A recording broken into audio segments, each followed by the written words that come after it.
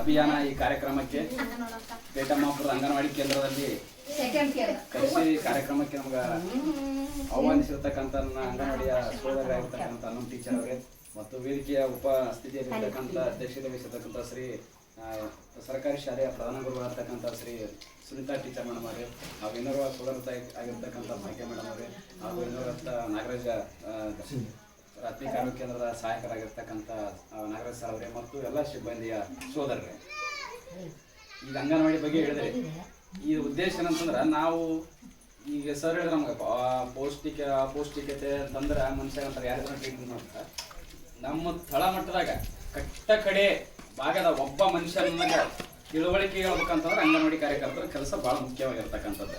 ಯಾಕಂದ್ರೆ ದೊಡ್ಡವನ ಶಕ್ತಿ ಆಗ್ತಾನ, ಪೈಲವನ ಆತನ, ಗುಂಡತ್ತಾನ, ಮಿಲಿಟರಿ ಆತನ, ಏನೇನೋ ಆತನ, ಅದ್ರ ತಳ ಅವ್ರಿಗೆ ಬಂದೋಬಸ್ತ್ ಮಾಡ್ತಕ್ಕಂಥದ್ದೇ ಅಂಗನವಾಡಿ ಕೇಂದ್ರ. ಯಾಕಂದ್ರೆ ಇಲ್ಲಿ ನೀವು ಇವತ್ತಿಷ್ಟೆಲ್ಲ ಕಾಯಿಪಲ್ಲೆ ಇಟ್ಟು ಈ ತರ ಮಾಡಿರಿ ಅಂತಂದ್ರೆ ಇದ್ರ ನಾವು ಉದ್ದೇಶ ಏನಂದ್ರೆ ನಾವು ನೋಡಿದ್ರೆ ಹೇಳ್ಬೋದು, ಇದಿಷ್ಟು ತಿಂದ್ರೆ ನಾವು ಆರೋಗ್ಯವಂತರಾಗಿರ್ತೀವಿ. ಇದ್ರ ಎರಡನೇ ಮಾತೇ ಇಲ್ಲ. ಯಾಕಂದ್ರೆ ಈ ಈ ಈ ಜಾಗೃತಿಯನ್ನ ನಾವು ಯಾರಿಗೆ ಬಿಡಿಸ್ಬೇಕಾಗ್ಯದ ಗೊತ್ತನ, ಪ್ರತಿಯೊಬ್ಬರ್ತಕ್ಕಂಥ ಮಹಿಳೆಯರು ಯಾರು ಪ್ರೆಗ್ನೆಂಟ್ ಆಗಿರ್ತಕ್ಕಂಥವ್ರು ಮತ್ತೆ ಅವ್ರ ಹತ್ರ ನಿಶಕ್ತಿ ಆಗಿರ್ತಕ್ಕಂಥದ್ದು. ನಿಶಕ್ತಿ ಯಾರ ಹತ್ರ ಜಾಸ್ತಿ ಕಂಡು ಬರ್ತಾವ, ಅವ್ರ ಹತ್ರ ಮೈಯ ತಾಕತ್ ಯಾಕೆ ಇರಂಗಿಲ್ಲ ಅಂತಂದ್ರೆ ಇವತ್ತು ನಾವೇನ್ ಮಾಡ್ತೀವಿ, ಬರೀ ಕುರುಕುರಿ ಮತ್ತೆ ಅಂತ ಅಂಗಡಿ ತಿನಿಸುಗಳು, ನಾಲಿಗೆ ರುಚಿ ಪಡ್ತಕ್ಕಂಥ ತಿನಿಸುಗಳು ನಾವು ಇಷ್ಟಪಡ್ತೀವಿ ಹೊರತು ಇವು ಯಾವ ನಾವು ತಿನ್ನಂಗಿಲ್ಲ. ಯಾಕಂದ್ರೆ ನಾವು ಹೇಳ್ತೀವಿ ಒಂದು ವಾರ ತರ ನೀವು ಅಂಗಡಿ ತಿನ್ನಿಸ್ತೀನ್ರಿ, ಕಾಯಿಪಲ್ಲೆ ಇರ್ತಕ್ಕಂಥ ಒಂದು ಗೆಜ್ರಿ ಒಂದು ಸೌದಿಕಾಯಿ ತಿನ್ನೋದ್ರ ವಿಕೋಲ್ ಆಗುತ್ತೆ. ಯಾಕಂದ್ರೆ ಮನುಷ್ಯನ ಬಾಡಿ ಒಳಗಿರ್ತಕ್ಕಂಥ ನರ ರಕ್ತ ಯಾವುದೇ ಆಗಲಿ ಅದು ಒಳ್ಳೆ ರಿಫ್ರೆಶ್ ಆಗ್ಬೇಕು, ನಮ್ಗೆ ತಾಕತ್ ಬರ್ಬೇಕಂತಂದ್ರೆ ಇಲ್ಲಿ ಇರ್ತಕ್ಕಂಥ ಎಲ್ಲ ಕಾಯಿಪಲ್ಲೆ ಏನದಾವಲ್ಲ ಇವು ಇಷ್ಟು ತಂದ್ರೆ ಸಾಕು. ನಾವೇನ ಪೇಡೆ ಚಾಕ್ಲೇಟ್ ಅವು ಏನೋ ತಿಂತೀವಿ, ಅದು ಮಾಡೋಕ್ಕಿಂತ ಹಳ್ಳೆ ಮಾಡ್ತಕ್ಕಂಥ ಶೇಂಗಾ ಎಳ್ಳುಂಡಿ ಇವೆಲ್ಲರೂ ಬೆಲ್ಲ ಹಾಕಿ ಕಲ್ಲಿಗಳಿಂದ ಕುಟ್ಟಿ ಮಾಡಿರ್ತಕ್ಕಂಥ ಉಂಡಿಗಳು ತಿಂದ್ರೆ ಆ ಮನುಷ್ಯನ ತಾಕತ್ಗಳೇ ಬೇರೆ ಬರ್ತವೆ. ಯಾಕಂದ್ರೆ ಆರೋಗ್ಯ ಇಲ್ಲಿಲ್ಲ, ಆರೋಗ್ಯ ನಮ್ಮ ಕೈ ಒಳಗ. ನಮ್ಮ ಕೈ ಸ್ವಚ್ಛ ಇಟ್ಕೊಂಡು ಹಿರಿಯರ ಪದ್ಧತಿ ಪ್ರಕಾರ ಏನ್ ನಾವು ಮಾಡ್ತೀವಿ, ಮೊದಲೆಲ್ಲ ಉಣ್ಣರುಬ್ಬ ಅಂತ ಗುಂಡೊಳಗ ಉಣ್ಣರುಬ್ಬ ಬಳ್ತಿದ್ರ, ಆ ಕಲ್ಲಿಗಳಿಂದ ಜಜ್ಜಿ ಬರ್ತಕ್ಕಂಥ ಶಕ್ತಿನೇ ಬೇರೆ. ಈಗೆಲ್ಲ ಮಿಕ್ಸರ್ಗಳು ಅವು ಮಷೀನ್ಗಳು ಬಂದವ ನೋಡ್ರಿ, ಅದಕ್ಕೆ ಇದಕ್ಕೆ ವ್ಯತ್ಯಾಸ ಬಹಳ ಅದ. ಇವತ್ತು ನಾವು ಮೊದಲ 100 ವರ್ಷ 110 ವರ್ಷ ಮುದುಕರು ನೋಡ್ತೀವಿ ನಾವು. ಯಾಕಂದ್ರೆ ಆಗಿನ ಕಾಲದಾಗ ಇರ್ತಕ್ಕಂಥವ್ರ ಊಟ ಹಂಗಿರ್ತದ. ಸುಮಾರು 7-8 ರೊಟ್ಟಿ ಊಟ ಮಾಡ್ತಿದ್ರು, ಅನ್ನ ಉಣ್ತಿದ್ರು, ಸಜ್ಕ ಉಣ್ತಿದ್ರು, ಮಜ್ಜಿಗೆ, ಮೊಸರು, ಹಾಲು, ತುಪ್ಪ ಉಣ್ತಿದ್ರು. ಈಗ ನಾವೇನ್ ಮಾಡ್ತೀವಿ, ಪ್ಯಾಕೆಟ್ ಹಾಲು ಮೊಸರಿ ಮರಿ ಹೋಗಿಬಿಟ್ಟಿವಿ. ಏನಂತ ರೆಡಿಮೇಡ್ ರೊಟ್ಟಿ ತರ್ತೀವಿ, ರೆಡಿಮೇಡ್ ಖಾರ ತರ್ತೀವಿ, ಎಲ್ಲ ರೆಡಿಮೇಡ್ ಆದ್ಮ್ಯಾಗ ನಮಗೆ 100ಕ್ಕೆ ಇರ್ತಕ್ಕಂಥ ಆಯುಷ್ಯ ಏನಾಗಿದ್ರೆ 60ಕ್ಕೆ ಬಂದ್ ನಿಂತದ. ಈಗಿನ ಪೀಳಿಗೆ 60 ಅದ, ಮುಂದ 40 ಆಗ್ಬೋದು, 30 ಆಗ್ಬೋದು, ಬರಬರ್ತೇನೆ ಅಂತಂದ್ರೆ 25ಕ್ಕೆ ನಮ್ಮ ಲೈಫ್ ಹೆಡ್ ಆಗ್ತದೆ. ಯಾಕಂದ್ರ ದೇವ್ರದಲ್ಲ, ನಾವು ಮಾಡಿಕೊಂಡಿರ್ತಕ್ಕಂಥ ನಮ್ಮ ಆರೋಗ್ಯ ನಮ್ಮ ಕೈಯಾಗದ. ಆರೋಗ್ಯನೇ ಭಾಗ್ಯ. ಆ ಆರೋಗ್ಯವೇ ಭಾಗ್ಯ ಆಗ್ಬೇಕಂತಂದ್ರೆ ಅಂಗನವಾಡಿಯರಾಗಿರ್ಬೋದು ಮತ್ತೆ ನಮ್ಮ ಅವ್ರ ಕೈಗಿರ್ತಕ್ಕಂಥ ಸಿಬ್ಬಂದಿರ ಕೆಲಸ ಭಾಳ ಅದ. ಯಾಕಂದ್ರೆ ಮನೆಯಲ್ಲಿ ಇರ್ತಕ್ಕಂಥ ಒಂದು HIV ಪೇಷಂಟ್ ಹಿಡ್ಕೊಂಡು, ಒಂದು ಮನೆ ಹುಟ್ಟಿರ್ತಕ್ಕಂಥ ಕೂಸು ಹಿಡ್ಕೊಂಡು, ಅವ್ರ ಮನೆ ಸತ್ತಂತ ಮಾಹಿತಿ ತಿಳ್ಕೊಂಡು ಇಲ್ಲಿಂದ ಹಿಡ್ಕೊಂಡು ದಿಲ್ಲಿ ಮುಡಿಸುವಂತ ಕೆಲಸ ಯಾರು ಮಾಡ್ತಾರ, ಅಂಗನವಾಡಿ ಮತ್ತು ಅವ್ರ ಸಹಾಯಕ ಮಾಡ್ತಾರ ಅಂತ ಇದಕ್ಕೆ ಕೇಳ್ಬೋದು. ಇಂಥ ವರ್ಕ್ ಸಹಾಯ ಮಾಡೋ ಹೊತ್ನಾಗ ಅವ್ರಿಗೆ 108 ಟೆನ್ಷನ್ಗಳು, ಅವರಿಗೆ ಸಾಕಷ್ಟು. ಈ ಸರ್ ಹೇಳಿದ್ರೆ ಇದು ದೊಡ್ಡ ಕಾರ್ಯಕ್ರಮ ಮಾಡ್ಬೇಕಾಗ್ಯದಂತ. ಇವತ್ತಿನ ಜನ ಏನಾಗ್ಬಿಟ್ಟದ್ರ ಹೊರಗೆ ಬರ್ಬೇಕಂದ್ರೆ ಲಾಭ ಇದ್ದಾರೆ ಬರ್ತಾರೆ, ಎಕ್ಸಾಮ್ ಲಾಭ ಇದ್ರೆ ಹೇಳ ಬರ್ತೀವಿ ಅಂತ. ಸುಮ್ಸನೆ ಕಾರ್ಯಕ್ರಮ ಏನಂತ 4 ಮಂದಿ ಕೊಡ್ತಾರೆ, 11 ಟೀಚರ್ಗೆ ಲಾಭ ಇರ್ತವೆ ಅಂತ. ತಿಳುವಳಿಕೆ ಜನಜಾಗೃತಿ ಕೊಡ್ತಾರ, ಅದರಿಂದ ಸದುಪಯೋಗ ಪಡ್ಕೋಬೇಕನ್ನೋಂಥದ್ದು ಮಾಹಿತಿ ನಮ್ಮಲ್ಲಿ ಎಲ್ಲಿ ತನ ಬರಂಗಿಲ್ಲ, ನಾವು ಅಲ್ಲಿ ತನನೇ ಹಿಂದುಳಿದವ್ರು. ದಲಿತರ ಅಂದ್ರೆ ಅದು ಜಾತಿಗೆ ಸಂಬಂಧಪಟ್ಟಾಗಲ್ಲ. ಯಾವನಿಗೆ ವಿದ್ಯೆ ಇಲ್ಲ, ಯಾವನಿಗೆ ಬುದ್ಧಿ ಇಲ್ಲ, ಯಾವನಿಗೆ ಆರೋಗ್ಯ ಇಲ್ಲ, ಯಾವನಿಗೆ ಜ್ಞಾನ ಇಲ್ಲ, ಅವನೇ ನಿಜವಾದ ದಲಿತವ. ಹಂಗಾಗಿ ನಾವು ಇವತ್ತು ದಲಿತ ಪರಿಸ್ಥಿತಿ ಕಾರಣ ಏನಂದ್ರೆ ಸರಿಯಾದಂತ ಇಂಥ ಕಾರ್ಯಕ್ರಮಗಳಿಗೆ ನಾವು ಯಾರು ಅಟೆಂಡ್ ಆಗೋದಿಲ್ಲ ಅಂತ ನಾವು ದಲಿತರಾಗಿ ಬೆಳೆಯಕ್ಕೆ ಕಾರಣ ಅದ. ಅದಕ್ಕೆ ಯಾರು 10 ಜನ ನಿಮ್ ಬಗ್ಗೆ ನೆಗೆಟಿವ್ ಅನ್ಬೋದು, ಯಾವ ಕಾರ್ಯಕ್ರಮಕ್ಕೆ ಯಾಕೆ ಹೋಗೋ ಲಾಭ ಅಂತ 10 ಜನ ಬರ್ತದ, ಅದ್ರೊಳಗೆ 2 ಕರ್ಕೊಂಬಂದು ಕೂಡ್ಸಂತ ಕೆಲಸ ನಿಮ್ಮ ಪ್ರಾಮಾಣಿಕವಾಗಿ ನೀವು ಮಾಡ್ರಿ. ಅದು ತಿಳ್ಕೋದು ಬಿಡೋದು ಅವ್ರಿಗೆ ಐತಿ. ಇವತ್ತ ನೀವು ಜನಜಾಗೃತಿ ಬಾಳ್ ಮಾಡ್ಬೇಕು. ರಕ್ತ ಸಂಬಂಧಿ ಒಳಗ ಮದುವೆ ಆದ್ರೆ ಮಕ್ಕಳು ಮೂಕ್ ಹುಡ್ತಾವ್ ಸರ್. ನಮ್ಮ ಮನೆಯೊಳಗೆ ಆದಂತ ಅನುಭವ. ನಾವ್ ಎಲ್ಲೆಲ್ಲ ಹಾಸ್ಪಿಟಲ್ ತೋರಿಸಿ ಅವ್ರು ಹೇಳಿದ್ರೆ, ಯಾಕಂದ್ರೆ ನಮ್ಗೆ ಗೊತ್ತಾಗಲ್ಲ. ಅಕ್ಕನ ಮಕ್ಕಳು, ತಮ್ಮ ಮಕ್ಕಳು ಹೇಳ್ತೀವಿ, ಸೊಸೆ ಅಂತ ಮಾಡಿಕೊಂಡು ಆ ಮಕ್ಕಳ ಜೊತೆ ಚೂರ ಅಂತದ. ಯಾಕಂದ್ರೆ ನಾವು ಮಾಡಿ ತಪ್ಪುಗಳಿಂದ ಆಗ್ತಿರ್ತಾವ. ಹಳ್ಳಿ ಒಳಗೆ ನಮ್ಮೂರ ಈ ಸುಧಾರಿಸಿದ ಮೊದಲ ತೊಡಿ ಮ್ಯಾಗ ಕೊಟ್ಟು ತಾಳಿ ಕಳಿಸ್ತದ್ರು. ಯಾರೋ ಸಮುದಾಯಗಳಿಗೆ ಏನ್ ಮಾಡ್ತಿದ್ರು ಅಂತಂದ್ರ ಮಕ್ಕಳಿಗೆ ಬಾಲ್ಯ ವಿವಾಹ ಮಾಡ್ತಾರೆ. ಹೊಟ್ಟೆಗೆರೆಗೆ ಸಿಡ್ತದ್ರಿ.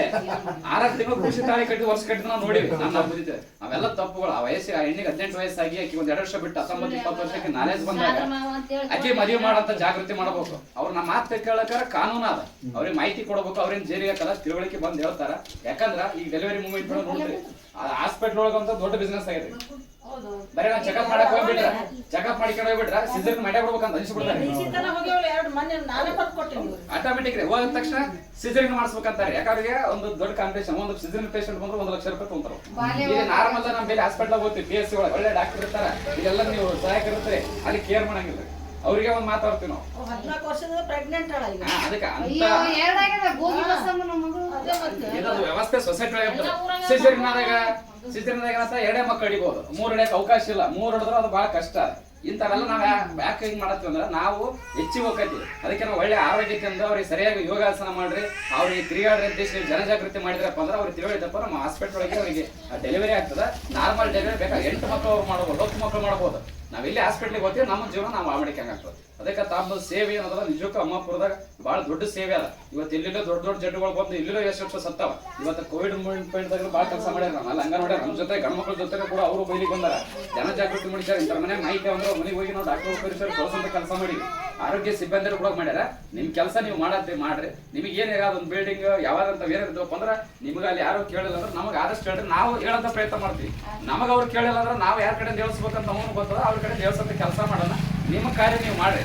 ಅಂಗನವಾಡಿ ಒಳಗ ಮಕ್ಕಳು ಜೊತೆ ಸಾಕರ ಜೊತೆಗೆ ಊರಾಗ ಏನಾರ ಕೆಲವೊಬ್ರು ಹೊಸಬ್ರು ಬರ್ತಿರ್ತಾರೆ, ನಿಮಗೆ ಮಾಹಿತಿ ಇರಲಿ. ನಾವು ಈಗ ಸೋಷಿಯಲ್ ಮೀಡಿಯಾ ಬರ್ತೀವಿ, ಆರೋಗ್ಯ ಸಿಬ್ಬಂದಿ ಅಂತ ಸರ್ ಯಾವುದೋ ವ್ಯಾಕ್ಸಿನ್ ಕೊಟ್ಟಿಗೆ ಅವ್ರಿಗೆ ಏನೋ ಜಡ್ ಮಾಡಿ ಏನೋ ಒಂದು ಮಾಡತ್ತಾರ. ಸ್ವಲ್ಪ ಆ ಏರಿಯಾದಾಗ ನಿಮಗ್ ಗೊತ್ತಿರ್ತದ, ಅಲ್ಲಿ ಯಾರು ಅವ್ರಿಗೆ ಅನುಮಾನಾಸ್ಪದ ಆಗಿ ತಿರ್ಗಾಡಕತ್ತಾರ ಅಂತಂದ್ರೆ ಸ್ವಲ್ಪ ಅವ್ರಿಗೆ ಮಾಹಿತಿ ಕೊಡ್ರಿ. ಊರ ಮುಖಂಡರಾಗಿರ್ಬೋದು, ವೈದ್ಯರಾಗಿರ್ಬೋದು, ಶಿಕ್ಷಕರಾಗಿರ್ಬೋದು, ಪೊಲೀಸರಿಗಾಗಿರ್ಬೋದು, ಬೀಟ್ ಪೊಲೀಸ್ ಅಂತ ನಿಮ್ಗೆ ಗೊತ್ತಿರ್ತದ. ಅಂತರ ಮಾಹಿತಿ ಕೊಡ್ರಿ. ಯಾಕಂದ್ರೆ ನಮ್ಮೂರೊಳಗೆ ಯಾರಿಗೆ ಅನ್ಯಾಯ ಆದ್ರೆ ನಮಗೆ ಅನ್ಯಾಯ ಆದಂಗ ಅದ್ರ, ಯಾರಿಗೆ ತೊಂದರೆ ನಮ್ಗೆ ತೊಂದರೆ ಇದ್ದಂಗ.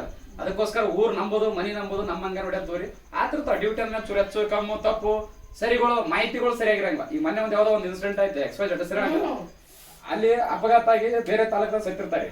ಇಲ್ಲಿ ಅಮ್ಮಾಪುರದ ನಾರ್ಮಲ್ ಆಗಿ ಸತ್ತನ ಅಂತ ಹೇಳ್ಬಿಡ್ತಾರೆ. ಅವ್ರ ಕುಟುಂಬಕ್ಕೆ ಇನ್ಸೂರೆನ್ಸ್ ದಾಗ FIR ಏನಾಗ್ಬಿಡ್ತಂದ್ರ ದುಡ್ಡು ಬೇಕಾಗಿರ್ತಾವ, 15-20 ಲಕ್ಷ ರೊಕ್ಕ ಬರ್ತಿರ್ತಾವ.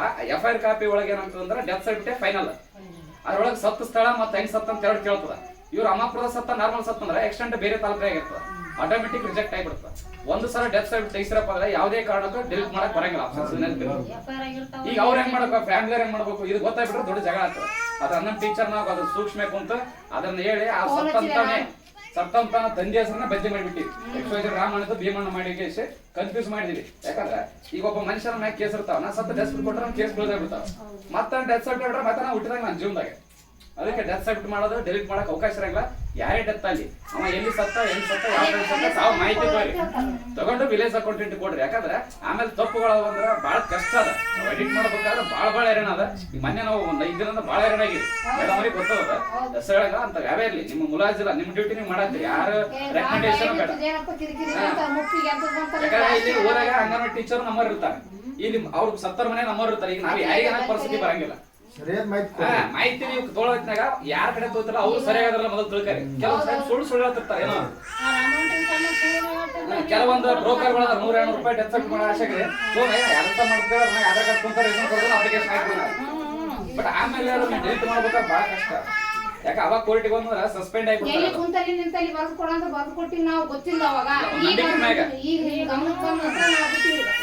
ಎಲ್ಲಿ ಸತ್ತ ಅನ್ಸುತ್ತೆ ನೀವು ಕನ್ಫರ್ಮ್ ಮಾಡಿಕಬೇಕು. ಅವ್ರ ಫೋಟೋ ಕಳ್ಸಂದ್ರೆ ಒಂದ್ಸಲ ನೀವು 2 ಸತ್ತು ಒಂದೇ ತಿಂಗಳದಾಗ ಹನುಮಂತನೋ 2 ಆಕ್ಸಿಡೆಂಟ್ ಆಗಿ ಸತ್ತು. ತಾಳಿಕೋಟೆ ಹತ್ರ ಒಂದ್ ಸತಿ, ದೇವದಲ್ಲಿ ಒಂದ್ ಸತಿ. ತಾಳಿಕೋಟೆದಲ್ಲಿ ಮಾಡಕತ್ರ ಬರೋದ್ರೆ ನಾವು ಅಲ್ಲಿ ಮಾಡ್ತೀವಿ. ದೇವದಲ್ಲಿ ಇರತಕ್ಕಂಥ ಅಡ್ರೆಸ್ ಇಲ್ಲಿ ಡೆತ್ ಸರ್ಟಿಫಿಕೇಟ್ ಕೊಟ್ಟು ಈಗ ಅದು ದೊಡ್ಡ ಅಂತ ತಪ್ಪುಗಳಾಗ್ಬಾರ್ದು. ನಿಮ್ ಡ್ಯೂಟಿ ನೀವು ಮಾಡ್ತಾ ಇದ್ರಿ, ಸರಿಯಾದಂತ ಮಾಹಿತಿ ಇಲ್ಲದ ತಪ್ಪಾತಿರ್ತಾವ. ಇಲ್ಲ ಸರ್, ಅವಾಗ ಯಾರ ನಮ್ ಟೀಚರ್ ಹೇಳ್ಬೇಕಾಗ್ತದೆ. ಕೆಲವು ವೋಟರ್ ಐಡಿ ಒಳಗ ಕೆಲವು ಟೈಮ್ ಏನ್ ಮಾಡ್ತೀವಿ ನಾವೇ ಸುಳ್ಳು ಹೇಳಿರ್ತೀವಿ. ಸರಿ ಜಗಳ ಬಂದ ಕಟ್ಟಾಗ ಅವ್ರ ಮೇಲೆ ಅದಕ್ಕೆ ಏನಂದ್ರೆ ನೀವು ರುಬ್ಬಗೊಂಡಿದ್ದಾಗ ಈ ಕಡೆ ಇವರು ಬೈತಾರ, ಆ ಕಡೆ ಬೈತಾರ. ಅದಕ್ಕೋಸ್ಕರ ಪರಿಸ್ಥಿತಿ ಅರ್ಥ ಆಗ್ತದ. ನೀವು ಯಾವುದಕ್ಕೆ ಎದೆಗೊಂಡು ಮಾಡ್ರಿ. ನಿಮ್ಮ ಪ್ರಾಮಾಣಿಕ ಸೇವೆ ಬಹಳ ದೊಡ್ಡದಾದ. ನಿಮ್ ಪಗಾರ ಸೊಡದಿರ್ಬೋದು, ಉದ್ಯೋಗ ಇರ್ಬೋದು, ಕೆಲಸ ಇಲ್ಲಿಂದ ದಿಲ್ಲಿ ತನ ಸುದ್ದಿಯನ್ನು ಮುಟ್ಟಬೇಕಾದ್ರೆ ನೀವು ಕೊಡ್ತಕ್ಕಂಥ ಮಾಹಿತಿನೇ ಫೈನಲ್ ಆಗ್ತದ. ಎಲ್ಲ ಗಣಿತ ಆಗಿರ್ಬೋದು, ಜನಗಣಿತ, ವಾರ್ಡ್ ಏನೇ ಇದ್ರು ಕೂಡ ಎಡ್ ನಿಮ್ಗೆ ಇರ್ತದ. ನೀವು ಎದೆಗೊಂದ್ರೆ ಕೆಲಸ ಮಾಡ್ರಿ. ಎಲ್ಲ ಆರೋಗ್ಯ ಸಿಬ್ಬಂದಿ ಇರೋ ನಮ್ಮ ಶಿಕ್ಷಣ ಇಲಾಖೆಯವರಾಗಿರ್ಬೋದು, ನಾವಾಗಿ ನಿಮ್ ಜೊತೆ ಇರ್ತೀವಿ. ಏನೋ ಕುಂದು ಕೊರತೆಗಳು ನಮಗೆ ತಿಳಿಸಿ ನಮಗೆ ಆದಷ್ಟು ಸಹಾಯ ಮಾಡಕ್ ನಾವು ಸದಸ್ಯ ಇರ್ತೀವಿ ಅಂತೇಳಿ ನನಗೆ ಮಾತಾಡಲಿಕ್ಕೆ ಅವಕಾಶ ಕೊಟ್ಟಿರ್ತಾರೆ. ಎಲ್ಲ ಸಹೋದರಿಗೆ ಮಾತಾಡಿ ನಮ್ಮ